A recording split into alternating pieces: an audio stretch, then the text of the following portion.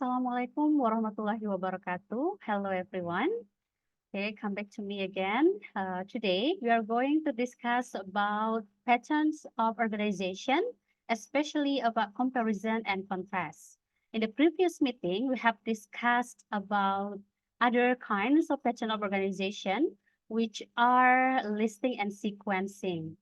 And for today's session, we are going to discuss comparison and contrast. Okay, kira-kira ada yang tahu nggak apa sih perbedaan antara comparison dan juga contrast? Oke.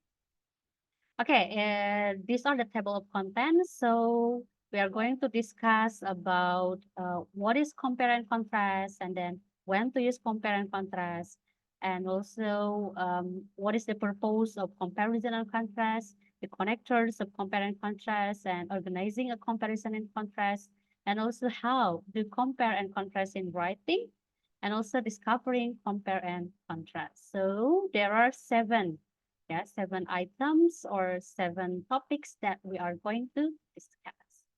Okay, let's move to the first about the definition of compare and contrast. Okay, so what is the compare and contrast patterns? Compare and contrast is an organizational pattern that explores the similarities and differences of two or more things. Nah, jadi compare and contrast ini yaitu sebuah pattern ya, salah satu jenis pattern juga dalam reading gitu ya, bisa juga dalam writing ya, yang tujuannya apa? Untuk melihat kalau compare ini umumnya membandingkan persamaan ya, persamaan antara baik itu dua benda, dua hal gitu ya, ataupun lebih. Nah, sementara kontras ini yaitu untuk membandingkan juga, namun membandingkan perbedaannya, seperti itu. Jadi membandingkan persamaan dan juga membandingkan perbedaan. Baik itu dua benda, dua orang gitu ya, ataupun lebih, bisa 3, 4, dan seterusnya. Okay, this is the specific definition, yeah, for each. Compare is the act of evaluating two or more things by determining the relevant comparable characteristic of each thing, and then determining which characteristic of each are similar to the other and which are different and to what degree. Nah, kalau compare di sini, dia lebih ke tindakan yang seperti apa sih? Ya, berarti mengevaluasi dua atau lebih hal dengan menentukan apa sih hal-hal yang relevan, maksudnya di antara dua hal tersebut, dua benda tersebut, ataupun karakteristik-karakteristik yang bisa kita compare ya. Kalau meng-compare hal yang tidak bisa di-compare ya jangan. Jadi memang karakteristiknya itu harus, hampir sama gitu, hampir mirip sehingga bisa kita, compare, bisa kita bandingkan gitu. Lalu kita lihat apakah ada karakteristiknya ini, yang sama gitu ya, ataukah berbeda atau seperti apa gitu. Itu yang namanya compare. Things mean pointing out the similarities or what they have in common. Nah, di sini lebih ke apa? Lebih ke melihat persamaan ya. Persamaan ini maksudnya seperti apa? Yaitu apa sih hal yang sama antara, si A dengan si B. Misalkan kalau orang ya, apa sih persamaan antara, misalnya, Jono dan, Joni misalnya gitu kan, apa sih persamaan antara dua-duanya? Oh, ternyata persamaannya mereka berdua sama-sama berasal dari satu daerah, misalnya mereka berdua berasal dari Kabupaten Kepahyang. Nah, itu kan berarti kita meng-compare antara Jono tadi dengan Joni yang punya persamaan, yaitu sama-sama berasal dari satu kabupaten, yaitu Kabupaten Kepahyang. Okay, Kepahyang is one of the regency ya in Bengkulu Province, Indonesia. Okay, and then contrast. Contrast, what is contrast? Contrast is when they describe the differences between two or more entities or two things in order to show the differences between them. Nah, things mean pointing out their differences or where they diverge from one another.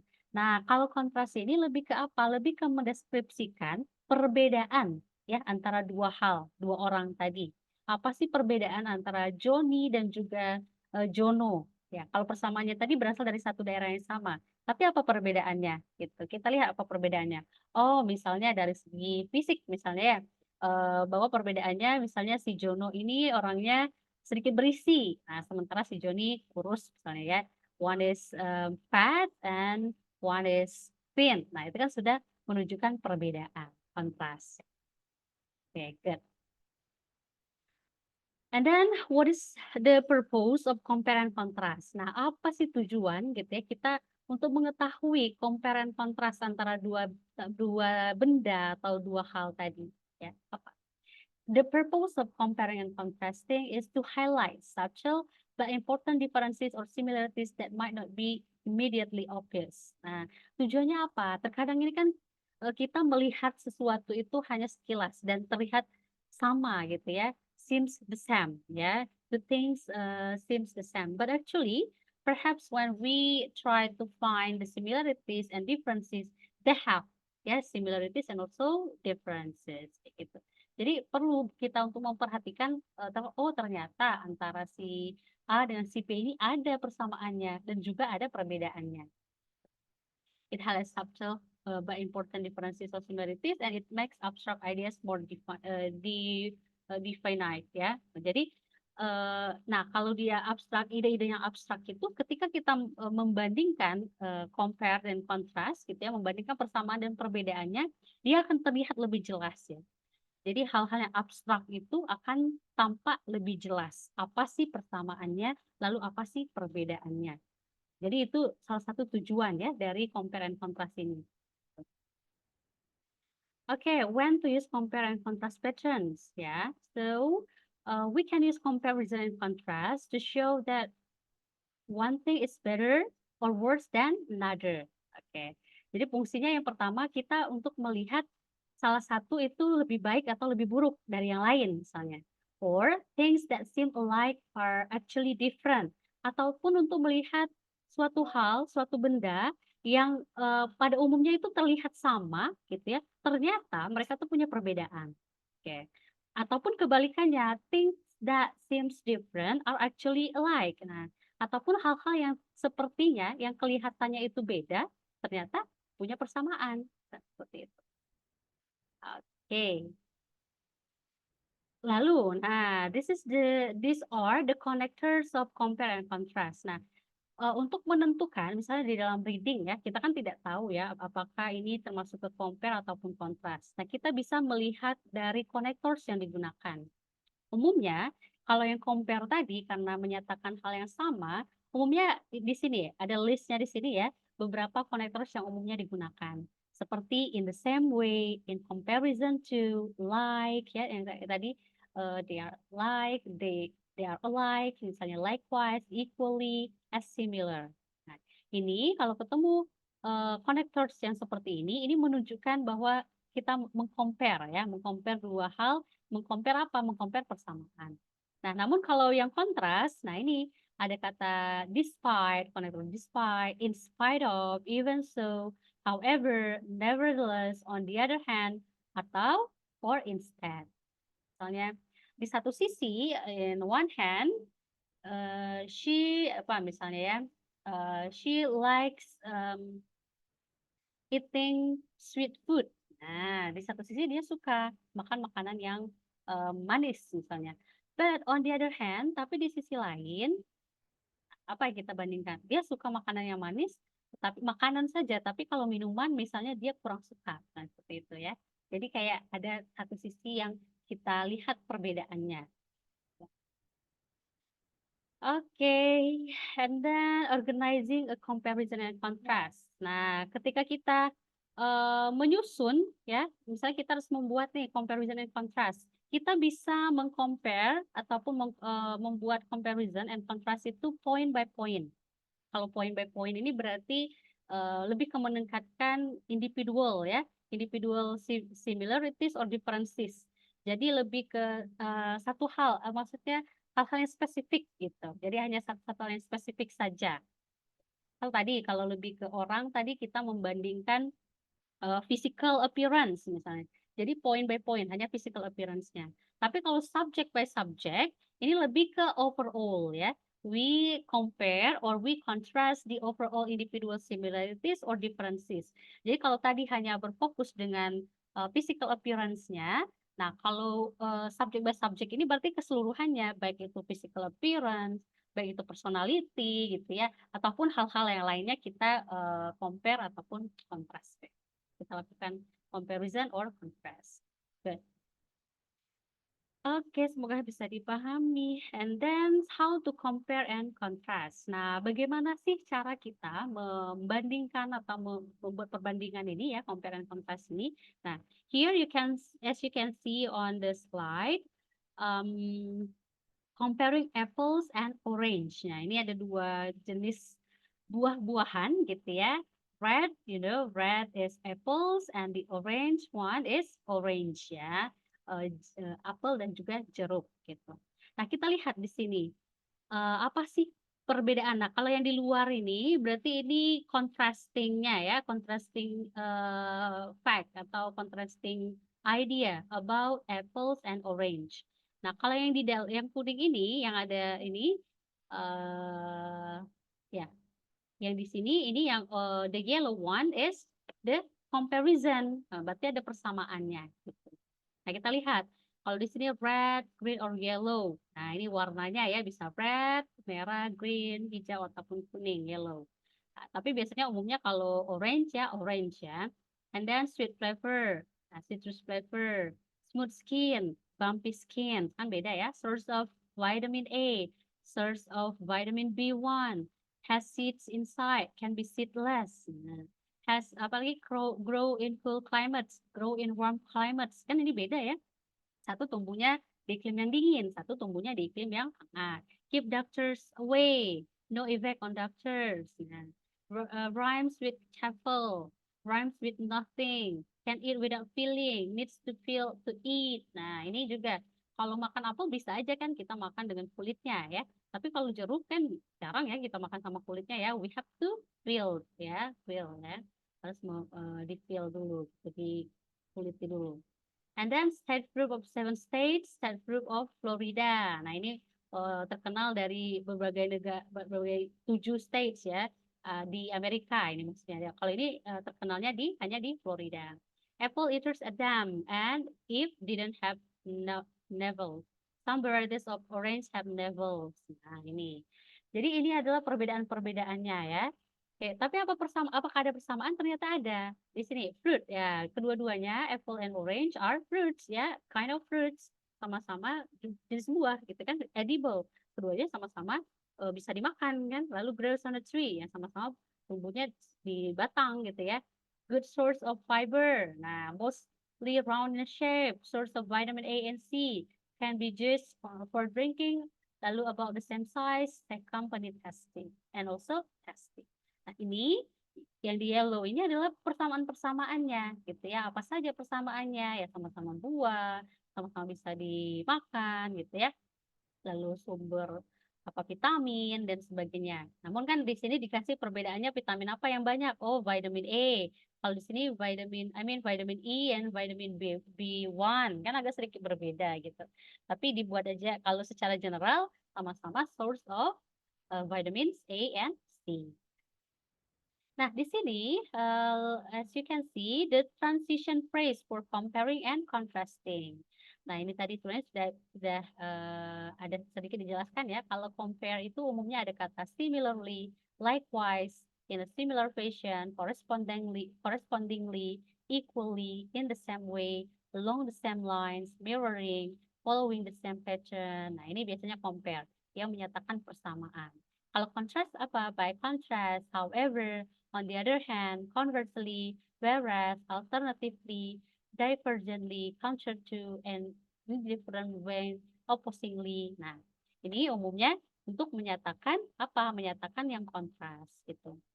Nah, ini contohnya ya, example. One similarity between apples and orange is that they are both fruits.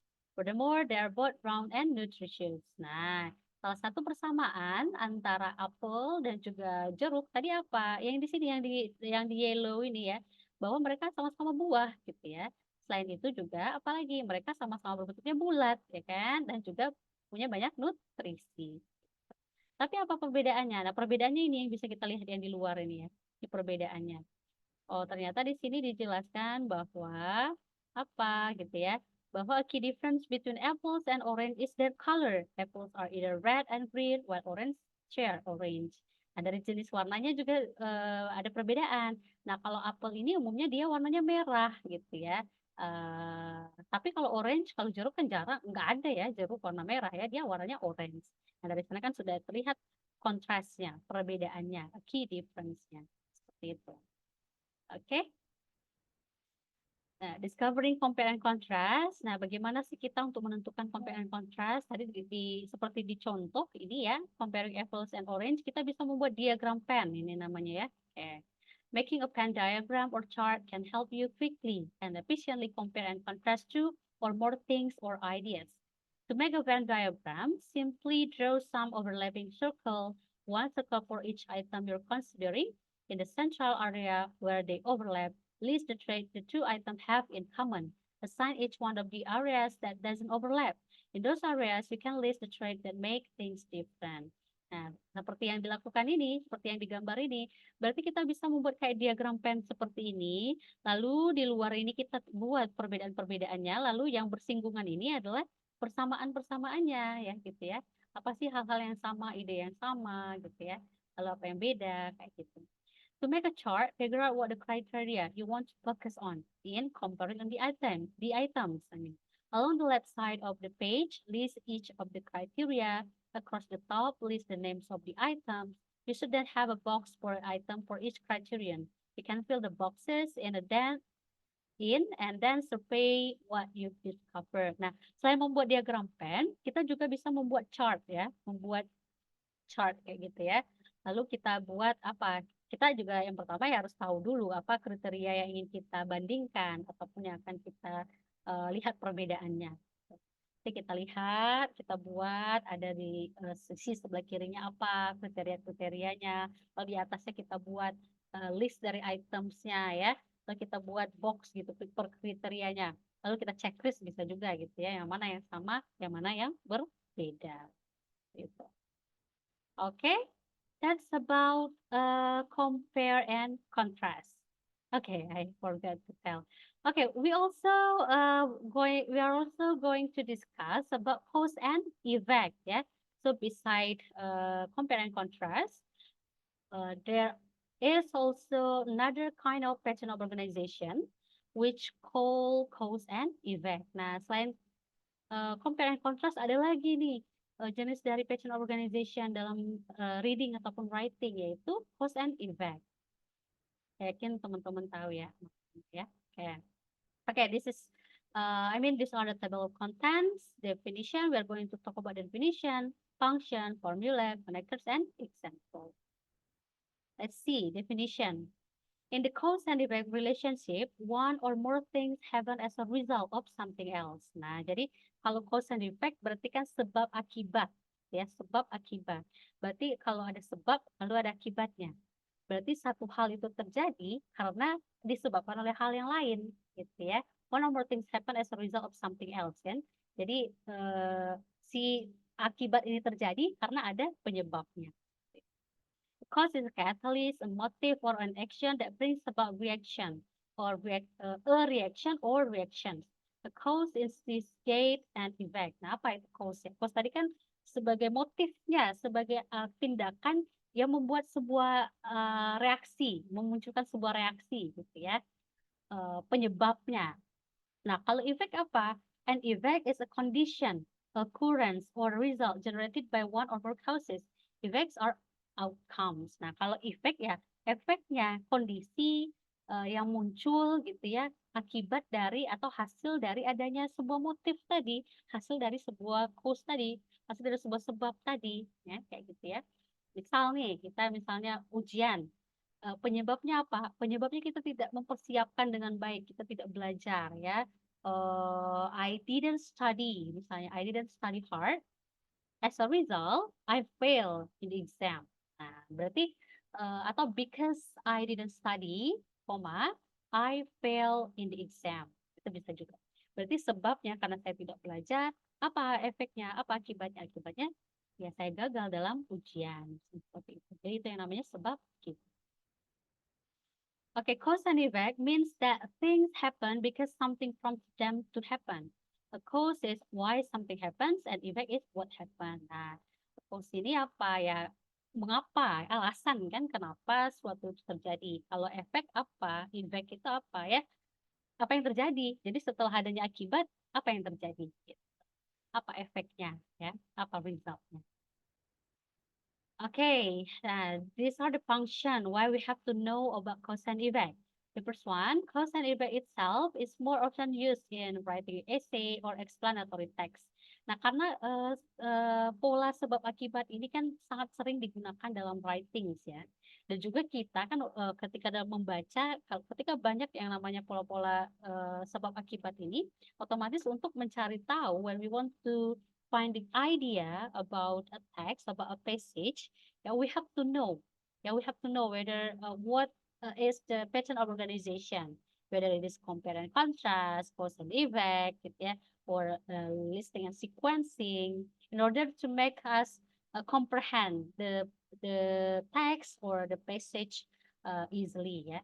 Jadi dengan kita tahu ya apa patternnya itu akan memudahkan kita gitu untuk memahami sebuah bahan bacaan. This cause and effect will make it easier for readers to understand what the writers convey in written form because each sentence has been, each sentence has been arranged in structure and clear manner. Nah, itu tadi yang saya jelaskan bahwa dengan adanya cause and effect ini akan membuat kita sebagai pembaca akan memahami apa sih yang ingin disampaikan oleh si writer itu karena kan masing-masing kalimat itu kan punya strukturnya masing-masing. Oh, ini berupa kalau misalnya cause umumnya ada signal words-nya, ada connectors-nya apa. Nah, kita selaku pembaca walaupun kita misalnya tidak paham, tidak tahu semua makna makna dari vocab, dengan melihat signal words itu pun kita sudah tahu gitu ya bahwa oh ini adalah sebab, oh ini adalah akibatnya. And cause and effect is also used as a method in fishbone diagrams, which are also known as Ishikawa diagrams or fishbone diagrams. Nah, fishbone diagrams kan sering ya kita buat ya untuk melihat adanya cause and effect. Nah, umumnya kalau kita membuat apa ya sebuah permasalahan, misalnya kita ingin mencari pemecahan masalahnya ya to solve the problems. Nah, salah satu caranya itu dengan membuat fishbone diagram sini. Jadi kita bisa lihat cause-nya apa, effect-nya apa, gitu.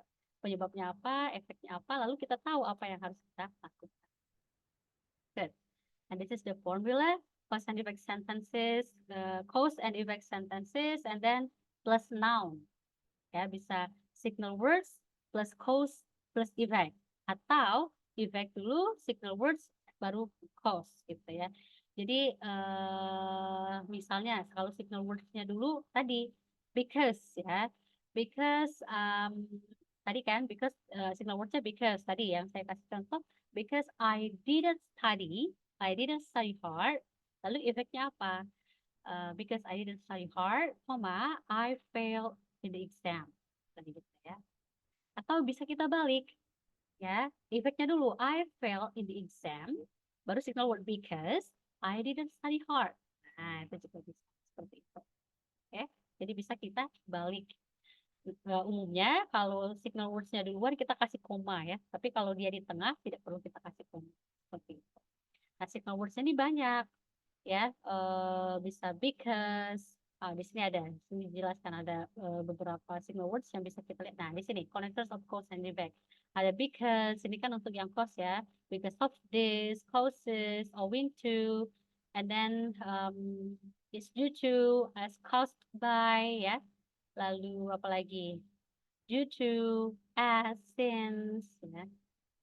Nah, lalu apalagi kalau yang resultnya ya result in and then leads to as a consequence of hence thus ya lalu consequently therefore for this reason is the result of. Nah, ini bisa kita lihat bersama, ini adalah konektor-konektor yang umumnya digunakan untuk cause and effects. Jadi ada yang untuk cause-nya, lalu ada juga yang untuk effects-nya.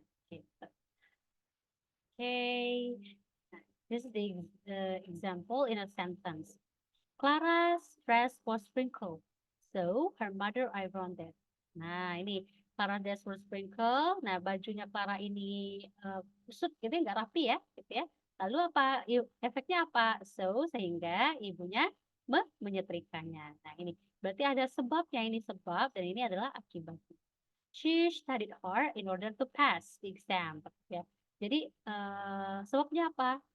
Dia belajar dengan sangat giat dengan tujuan apa? Efeknya apa? Gitu. Efeknya apa? Dengan tujuan untuk bisa lulus sebuah ujian. Vira often eats spicy and sour food. Consequently, she gets gastric acid. Nah, Vira ini sering makan yang pedas-pedas dan asam gitu, makanan yang pedas dan asam. Apa efeknya? Ini kan berarti sebab ya. Efeknya apa? Consequently. Nah, ini tadi connectorsnya. Dia apa? Mengalami apa? Penyakit gastric acid, ya asam lambung. As he hasn't arrived yet, we will have to go without him. Nah, ini di sini dia memberikan apa? Kalau yang depan ini tadi adalah konektorsnya di tengah ya. Kalau ini konektorsnya di awal. As. Nah, sebabnya dulu. Karena dia tidak datang ya, tidak datang-datang gitu kan. We will have to go without him. Sehingga apa? Nah, walaupun tidak ada kata sehingganya ini ya koma. Jadi saya ingat saya bilang kalau konektorsnya di awal itu kita umumnya kasih koma ya. Lalu kami akan pergi tanpa dia, gitu, karena dia nggak akan datang. And then Queen Elizabeth II has died, which means her eldest son, King Charles III, has taken the throne. Nah, Queen Elizabeth II has died ini kan sebab ya, cause. Lalu efeknya apa? Resultnya apa? Which means, nah ini resultnya, her eldest son, anak laki-laki pertamanya, King Charles III, akan menggantikan gitu ya, mengambil mahkotanya. Gitu. Nah, ini ada example in paragraph that you can read on the screen. There are several reasons why many of us choose our eating habits, and I will outline below some of these reasons. Ya, katanya ada beberapa alasan gitu ya kenapa kita memilih kebiasaan makan kita. Nah, and I will di sini maksudnya dan saya akan membuat gitu ya beberapa alasannya ya. Those of us who watch a lot of TV may attribute advertisement to our choice of sex. Nah, alasan yang pertama apa? Kemungkinan ya beberapa dari kita itu yang sering nonton TV gitu ya, yang banyak nonton TV itu mungkin terpengaruh ya oleh iklan-iklan terkait dengan pilihan snack kita ya, makanan-makanan yang kita. On the other hand, ya di sisi lain, nah ini dia berarti masuk ke gabungan juga ya, ada compare, ada contrastnya di sini dan juga ada cause and effect. Kontrasnya apa? Di sisi lain apa? The generation who grew up with fresh produce probably favors fruit and vegetables as a result.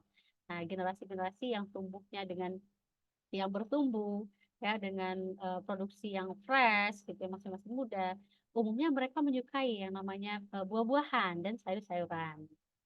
There are, however, some of us who, despite having access to fresh fruit and veggies, still reach out to salty snack late at night. This choice may be due to our upbringing. As you can see, these are some of the reasons behind some of our eating habits. Nah, di sini dia bilang as a result ya, sebagai kesimpulan. Namun apa, kontras lagi, meskipun some of us, namun apa beberapa dari kita, meskipun sudah punya akses gitu ya, banyak untuk makanan-makanan yang fresh ataupun juga sayur-sayuran, buah-buahan, kita masih juga ya hobi makan makanan yang asin, snack-snack yang asin gitu ya di larut-larut malam. Nah, ini karena apa? Nah, ini dia bilang cause-nya due to our upbringing. Nah, mungkin kebiasaan atau kita juga ikut dengan pola-pola keluarga, pola leluhur kita dan sebagainya. As you can see, these are some of the reason behind some of our eating habits. Nah, jadi inilah adalah beberapa alasan ya dibalik dari kebiasaan makan kita. Ini cause-nya. Jadi di sini ada cause, ada effect-nya. Ada cause, ada effect-nya. Dan juga dia gabungkan juga ada contrast-nya juga ya antara yang dulu dengan yang sekarang. Compare and contrast. Okay, I think that's it for this explanation. I hope you can get the point. Thank you so much. Saya akhiri. Wassalamualaikum warahmatullahi wabarakatuh.